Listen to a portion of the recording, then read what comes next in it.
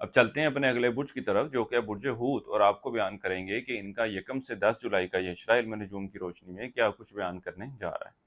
وہ افراد جو 19 فروری سے 20 مارچ کے اشرے کے دوران پیدا ہوئے ہیں برج حوت کے تحت آتے ہیں۔ اس کے علاوہ وہ افراد جن کو اپنی تاریخ پیدائش معلوم نہ ہو مگر ان کا نام دال چے سے شروع ہوتا ہے تو وہ بھی برج حوت کے تحت آئیں گے۔ اس اشرے کے وقت کے دوران آپ کی توجہ مذہبی معاملات کی طرف بڑھتی ہوئی نظر آئے گی، مذہبی معاملات میں خاصی دلچسپی لیتے نظر آئیں گے، اور اپنے آپ کی اور اپنے ارد گرد کے لوگوں کی کونسلنگ بھی کرتے ہوئے نظر آتے ہیں۔ اس کے علاوہ اس عشرے کے وقت کے دوران آپ برج حوت والے افراد کو چاہیے کہ ٹوپاز، جس کو پخراج کہتے ہیں اردو میں، اس ٹون کا استعمال ضرور کریں، آپ کے لیے فائدہ مند ثابت ہوگا۔ اس عشرے کے وقت کے دوران آپ کو مالی معاملات کے حوالے سے کچھ پریشانی کا سامنا کرنا پڑ سکتا ہے، کسی جگہ سے رقم پھنسی ہوئی ہے تو وہ ملتی ہوئی نظر نہیں آتی۔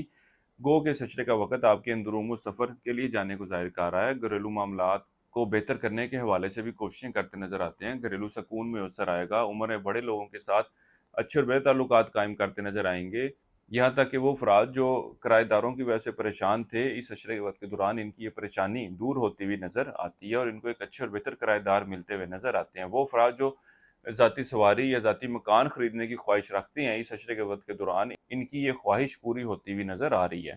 وہ برج حوت والے افراد جو اولاد کی خواہش رکھتے ہیں، اس عشرے کا یہ وقت خاص طور پر نرینہ اولاد کی خواہش کی نعمت کی نشاندہی کر رہا ہے۔ اس حوالے سے اگر آپ وظائف جاننا چاہتے ہوں یا روحانی حوالے سے اور جسمانی حوالے سے علاج کے طلبگار ہوں تو آپ ہمارے واٹس ایپ نمبر پر بھی رابطہ کر سکتے ہیں۔ اس عشرے کا وقت ملال پیشہ افراد کی دفتری معاملات، دفتری ماحول میں بہتری کی طرف اشارہ کرے گا۔ وہ افراد جو روزگار کی تلاش میں ہیں، اللہ کے فضل و کرم سے ان کا بھی روزگار کا سلسلہ بنتا ہوا نظر آتا ہے، اولاد کی معاملات کی طرف دلچسپی لیتے نظر آئیں گے۔